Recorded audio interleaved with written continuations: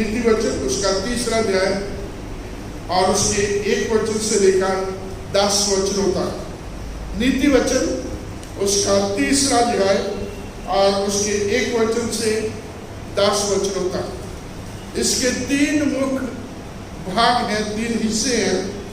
पहला हिस्सा जो है उसमें हम देखते हैं 1 से 4 वचनों तक। जब हम प्रभु के वचन को मानते हैं, जब प्रभु के वचनों के ऊपर विश्वास करने की आशीष, और दूसरा है 5, 6, 7 और 8 प्रभु के ऊपर भरोसा रखने की आशीष, और 9 और 10 जब हम प्रभु को देते हैं, ब्लेसिंग ऑफ गिविंग जो है दान देने की आशीष। तो पहले हिस्से में हम देखते हैं परमेश्वर का पवित्र वचन कहता है, हे मेरे पुत्र मेरी शिक्षा को ना भूलना और मेरी आज्ञाओं को अपने हृदय में रखे रहना।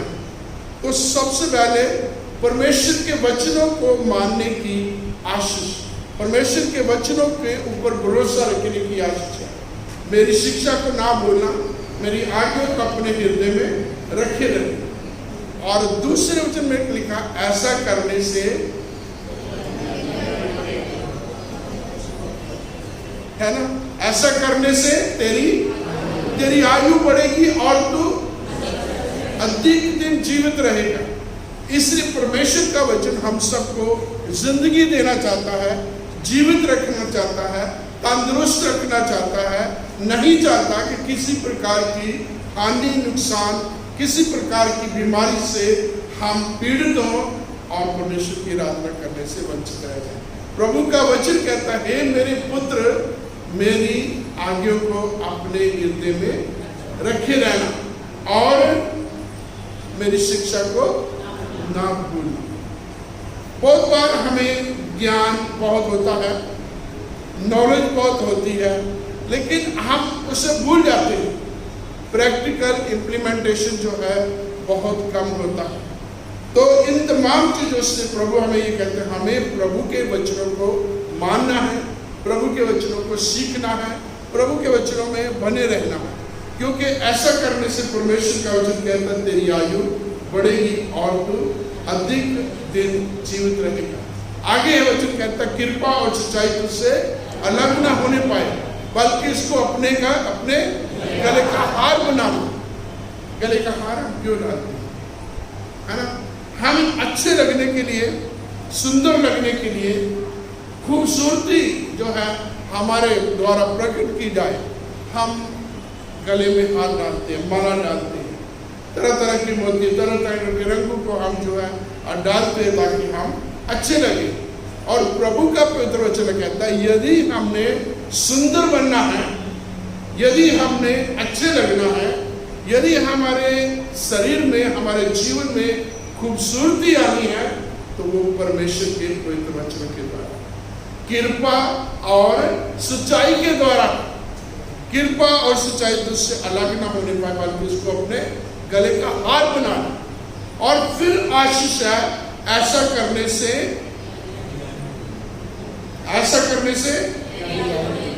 नहीं, आगे बढ़िए थोड़ा सा। ऐसा करने से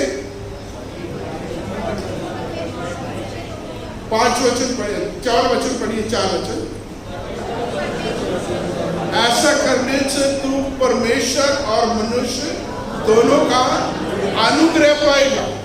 और ये बहुत बड़ी बात है कि मनुष्य भी और परमेश्वर भी हम पर अनुग्रह करें। उनका प्यार, उनकी मोहब्बत, उनकी आस, उनका कॉपरेशन हमारे साथ बना रहे।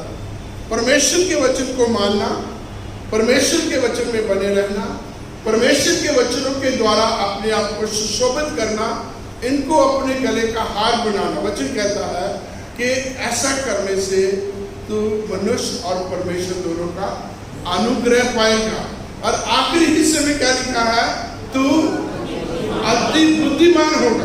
तो देखिए, परमेश्वर के वचन को पढ़ने से क्या होता है, बुद्धि भी आ जाती है, बुद्धिमान भी बन जाते हैं।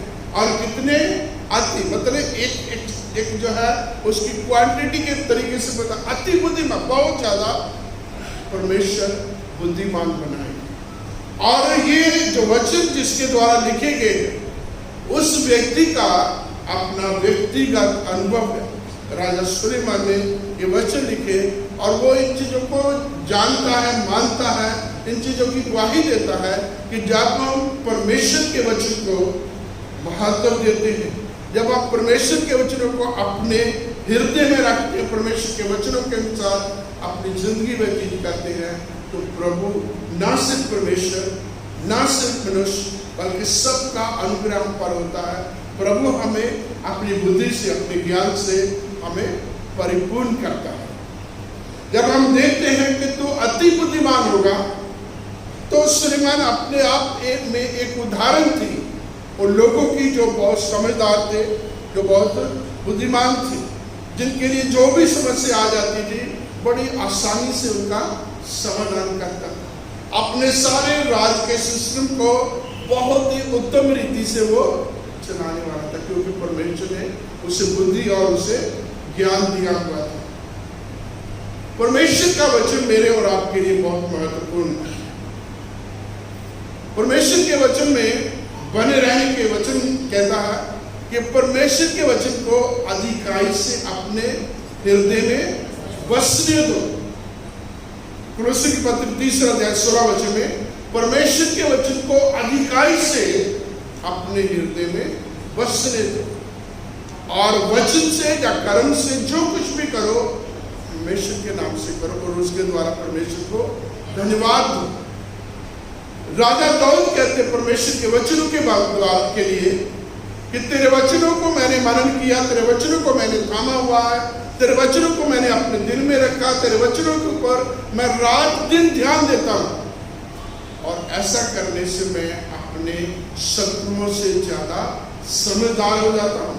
तेरे वचनों को की चेतावनियों, तेरे वचनों की जो उपदेशों को पकड़ने के द्वारा मैं अपने टीचर से और अपने बुजुर्गों से भी ज्यादा बुद्धिमान हो जाता हूं। मैंने तेरे वचन को अपने दिल में रखा है, मैं पाप करने से भी बच जाता हूं। मैं हर प्रकार के नाश और नुकसान होने से भी मैं बच जाता हूं। परमेश्वर का वचन मेरे और आपके लिए बहुत, हमारी उन्नति के लिए, हमारी तरक्की के लिए, हमारी कामयाबी के लिए और हमारी जिंदगी के प्रभावशाली होने के लिए।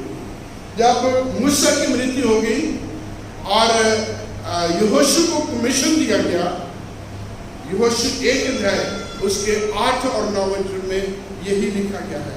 पहले तो यहोशू को यह कहा गया है कि जो व्यवस्था मेरे दास मूसा ने तुझे दी है उससे ना तुम दाईं ओर मुड़ना ना बाईं ओर मुड़ना, क्योंकि जो कुछ उसमें लिखा है उनके अनुसार करने की तो चौकसी करेगा तो जिंदगी भर तेरे सामने कोई ठहर नहीं सकेगा।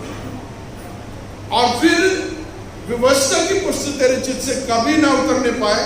दिन और रात इसी में ध्यान दिए रहना, दिन और रात इसी के ऊपर मनन करना, तो क्या है, ऐसा करने से तेरे सब काम और तुम प्रभावशाली हो।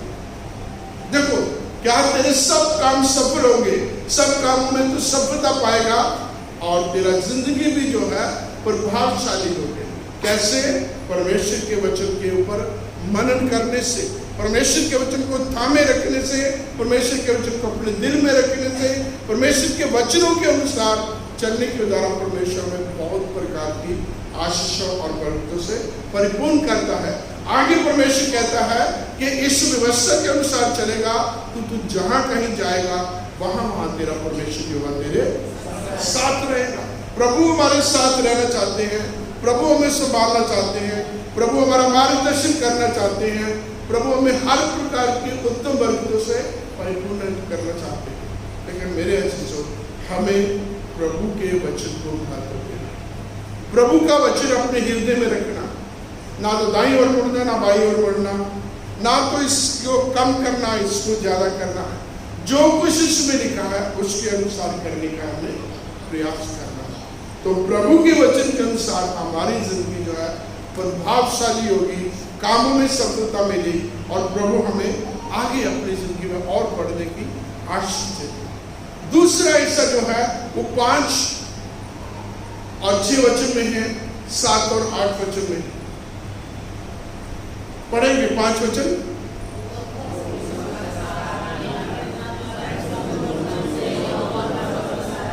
पांच वचन में क्या लिखा गया? तो अपनी बुद्धि का सहारा ना लेना, अपनी बुद्धि का सहारा ना लेना, बल्कि क्या है? संपूर्ण मन से यहोवा पर भरोसा रखना। अभी हमने शुरू किया परमेश्वर के वचन को मानने का, परमेश्वर के वचनों को अपने दिल में रखने का, परमेश्वर के वचनों में बने रहने का। और अचानक से प्रभु का वचन आता है, जो है बात बदल जाती है कि तू अपनी बुद्धि का सहारा ना ले। और इसका लिंक है चौथे वचन के आखिरी कड़ी को, आखिरी लाइन क्या लिखा है? तू अति बुद्धिमान होगा। परमेश्वर का वचन, परमेश्वर का हुक्म, परमेश्वर के वचनों में जब हम बड़े रहेंगे मेरे प्रियो, परमेश्वर हमें बुद्धिमान बना देगा, परमेश्वर हमें अक्लमंद बना देगा, हमें जो हर प्रकार का ज्ञान मिल जाएगा। लेकिन प्रभु आगे चेतावनी देता है, तो अपनी बुद्धि का, अपनी अक्ल का सहारा ना लेना, बल्कि क्या करना है? संपूर्ण मन से यहोवा पर भरोसा रखना और फिर उसी को स्मरण करके सब काम करना। वो तेरे लिए सीधा मार्ग। प्रभु यीशु मसीह के चेले पूरी रात मछली पकड़ रहे थे और दिन की सुबह के समय प्रातः काल के भोर प्रभु यीशु मसीह उनको आके मिलते और उनसे प्रश्न करते, हे बालको, क्या तुमने मछली पकड़ी है? तो पतरस का उत्तर था, क्या था?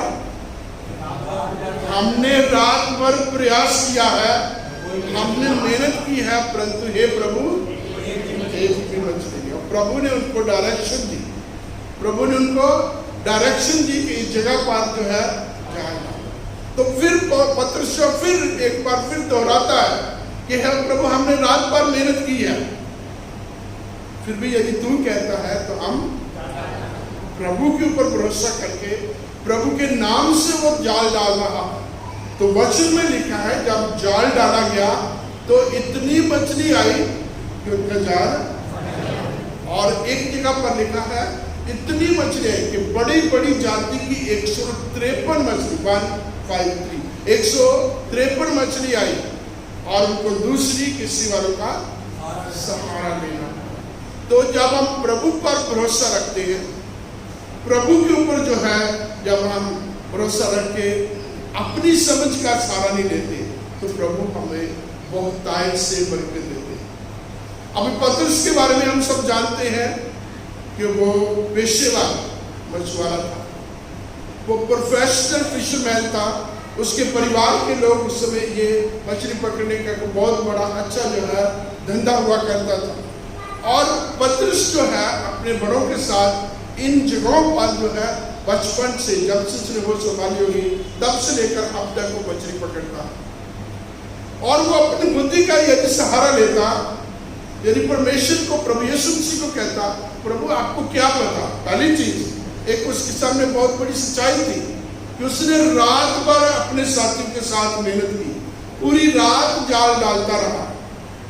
और दूसरी चीज, उसको पता था कि इस झील में कहाँ मछली है। मछली पकड़ने वाले को पता है कि पानी का कौन सा लेवल होता, कौन सी जगह होती है जहाँ मछली पाई जाती है, और वो उसी तरीके से उन्हीं जगहों पर जाकर के वो जाल को बिछाता है। जो पतरस ने तीसरी चीज उसके सामने थी कि प्रभु यीशु मसीह को मछली पकड़ने का कोई भी अनुभव नहीं। पतरस अनुभवी है, पतरस ने प्रयास किया, पतरस को सब कुछ पता था, फिर भी उसने अपनी बुद्धि का, अगर हम में से कोई होता था, हम प्रभु यीशु मसीह एकदम से कहते, कभी मछली पकड़ी आपने, है ना, एकदम से कहते, आप तो बढ़ई का काम करते, जाओ जाके कुर्सी और मेज बनाओ, है ना। हमारा रिस्पॉन्स क्या होता? हम एकदम से कहते, जाके सोफे बनाओ, जाके बेड बनाओ। आपको जो है मछली पकड़नी नहीं आती, मछली पकड़नी हमें आती है और हमने प्रयास किया। प्रभु अब हम थक चुके, पूरी रात हमने प्रयास किया, अब मेहरबानी करके हमें घर जाने दो, हम जाके अब जो है सोना चाहते हैं। लेकिन पतरस ने क्या? प्रभु हमने प्रयास किया, प्रभु हमने मेहनत की है, लेकिन फिर भी यदि तू कहता तो हम जाएंगे। और जैसे उन्होंने जाल डाला, आप सब जानते हैं कि बहुत सारी मछलियों से जाल भरा हुआ है। तो प्रभु का वचन क्या? अपनी बुद्धि का सहारा ना लेना, पूरे मन से, संपूर्ण मन से यहोवा पर भरोसा रखना, उसी को स्मरण करके सब काम करना, वो तेरे लिए सीधा मार्ग दिखाएगा। बहुत बार हमारे काम जो है रुके होते हैं, हमारे कामों में रुकावट आ जाती है, हमारे काम बने बनाए जो है बिगड़ जाते हैं।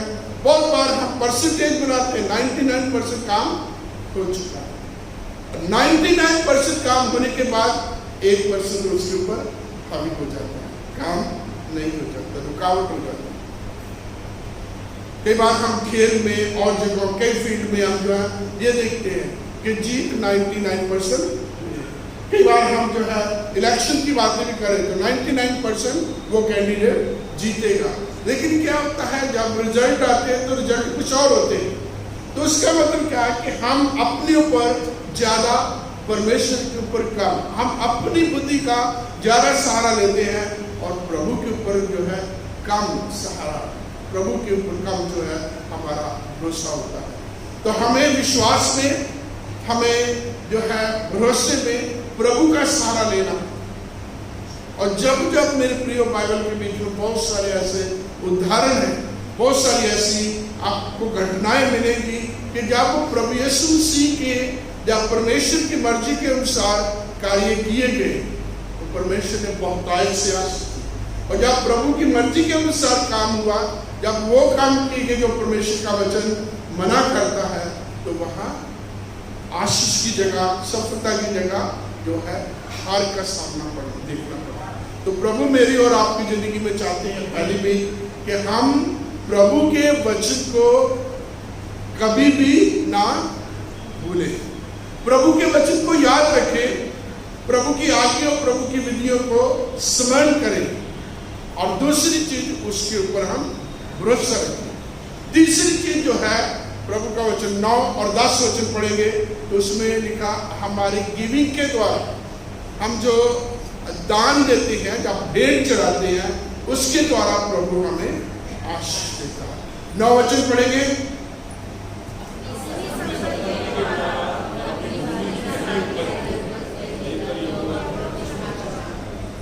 इस प्रकार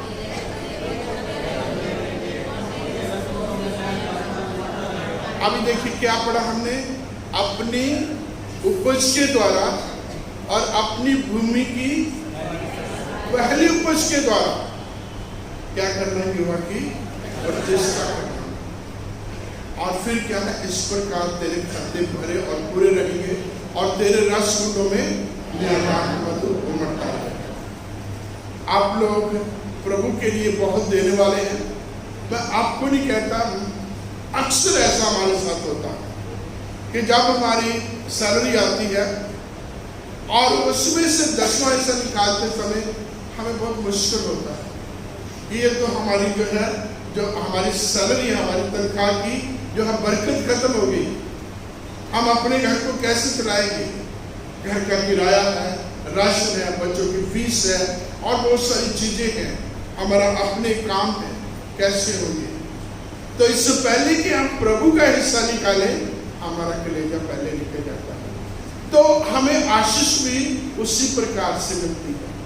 परमेश्वर के वचन में लिखा है, अपनी भूमि की पहली उपज दे करके। मैंने आरकेपुर में, मैंने सेंट स्टीफन में, मैंने दूसरे चर्चेस में बहुत सारे ऐसे बच्चों को देखा, जवान बच्चों को देखा कि जो उनकी पहली जो है सैलरी आती है, वो ऑल्टर पर आते हैं और बताते हैं काम में कि ये मेरी पहली जो है सैलरी है, मैं प्रभु के नाम पर दे रहा। एक तरीका ये होता है।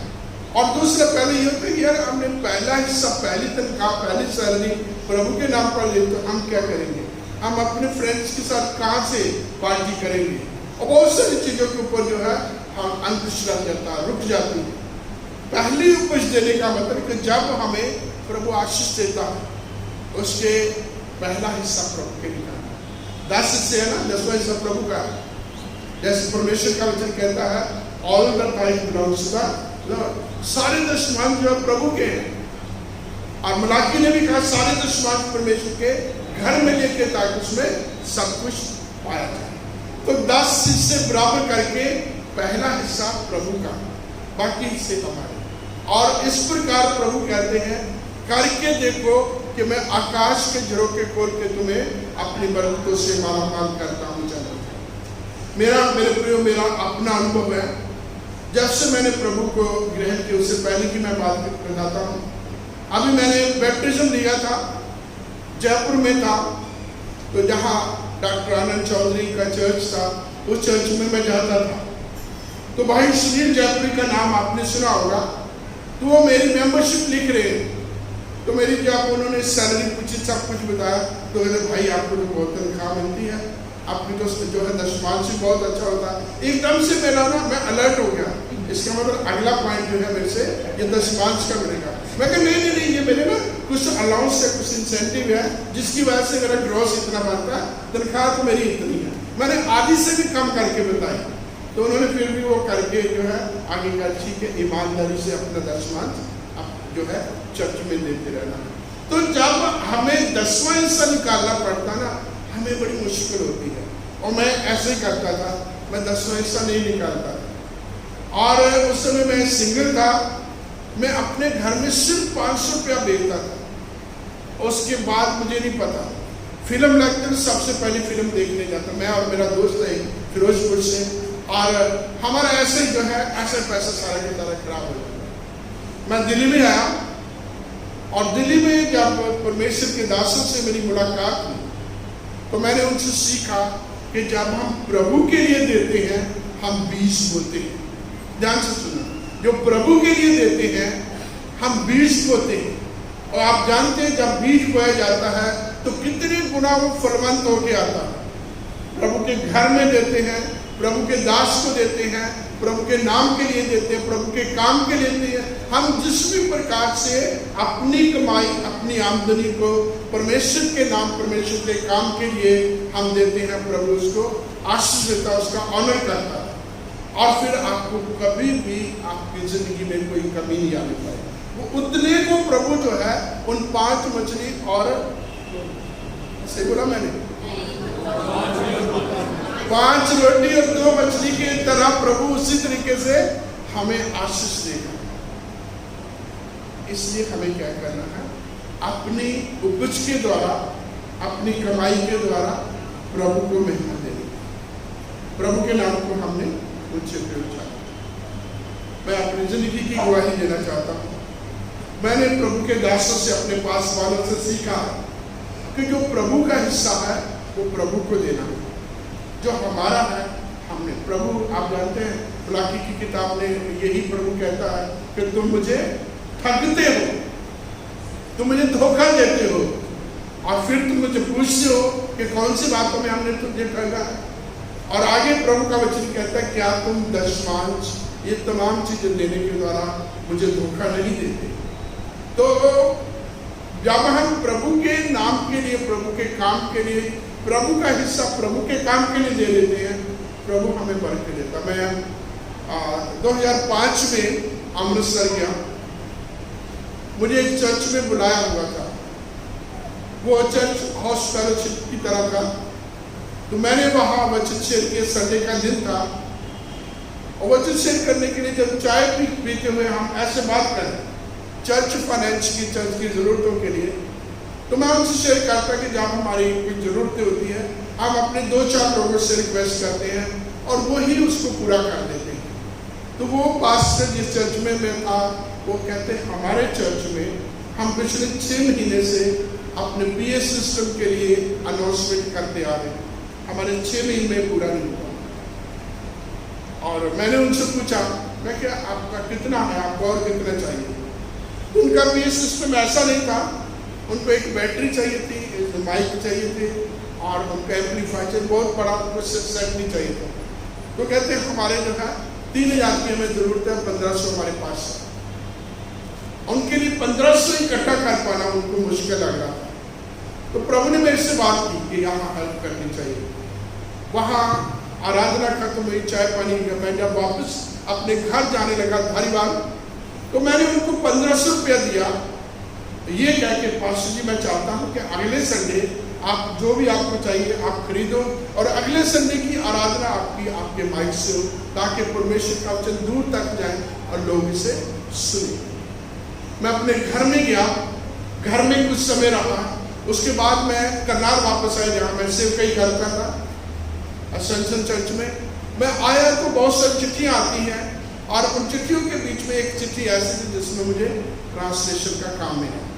और जब मैंने एक किताब को तिरविला से थी पार्टी जिन्होंने वो किताब भेजी थी, मैं जब उसको कंप्लीट किया तो मुझे 23,883 रुपये मिले। दिए कितने थे? दिए कितने थे? 1500। और प्रभु ने आशीष कितनी दी? 15,000 नहीं, 23,000। मतलब प्रभु कभी भी किसी का कर्जदार नहीं है। प्रभु के लिए जो हम देते हैं, प्रभु दुगने से भी बढ़कर हमें आशीष देता है। ऐसे बहुत सारे परमेश्वर के लोगों की आप दुआएं सुनेंगे।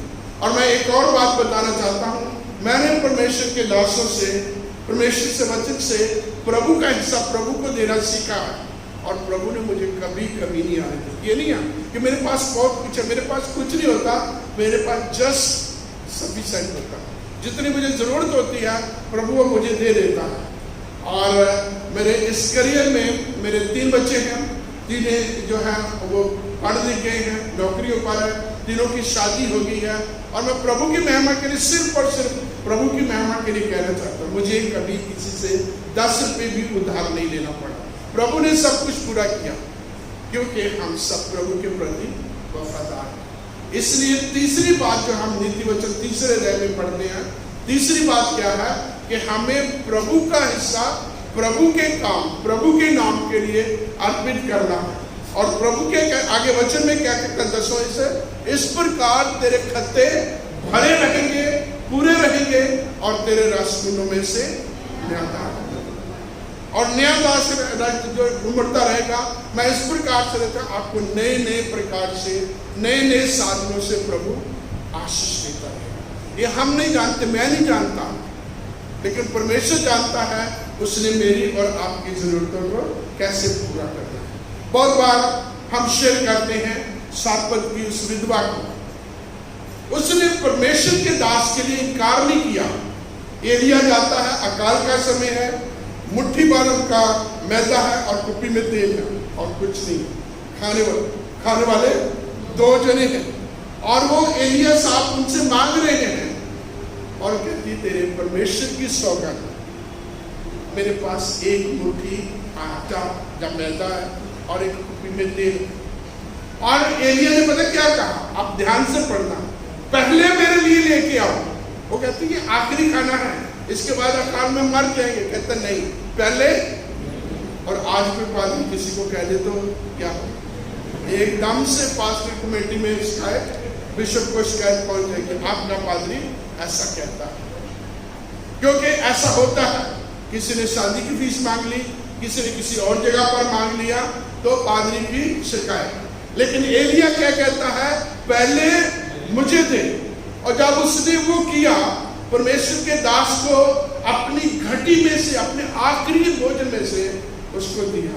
और जब तक अकाल पड़ा रहा, उनके उस मुट्ठी भर आटे में और उनके कुप्पी भर तेल में किसी भी प्रकार की कोई, परमेश्वर का वचन कहता है इस प्रकार दे के मुझे परखो, परख के देखो कि मैं स्वर्ग के भंडार खोल करके तुम्हें अपनी आशीषों से परिपूर्ण करता हूँ क्या नहीं।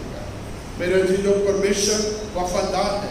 जब आप प्रभु को देते हैं तो हम बीज बोते हैं उस बड़ी उपज के लिए जो प्रभु आशीष के तौर पर हमें देता है। मैं गाँव का हूँ, मैंने खेती बाड़ी की है और आप जानते हैं, जो खेती बाड़ी के बारे में जानते हैं, यदि आप एक दाना नीचे गिरेगा जमीन में, जब वो उग के आएगा, एक पौधा आएगा और पौधे के बाद उसी पौधे के बीच में इतने सारे पौधे आ जाएंगे, आपके एक हाथ में आएगा और उसको जो है एक एक बाली लगेगी, उसमें जो है 20, 25, 30, 50 बहुत मजबूत है, बहुत जो है क्या बोलते हैं हेल्थी पौधा है, तो उसमें 100 दाने भी लग जाएंगे। कितने दानों से? 1 दानों से। कितना ज्यादा प्रभु जो है मल्टीप्लाई करता है। जब हम परमेश्वर के कामों के लिए देंगे, प्रभु हमें भी इसी प्रकार से अपनी आशीषों अपनी बरकतों से परिपूर्ण करता। प्रभु की प्रतिज्ञा है, इस प्रकार दे के देखो कि मैं तुम्हें आकाश की खिड़कियां खोलकर अपनी बरकतों से मालामाल करता हूँ।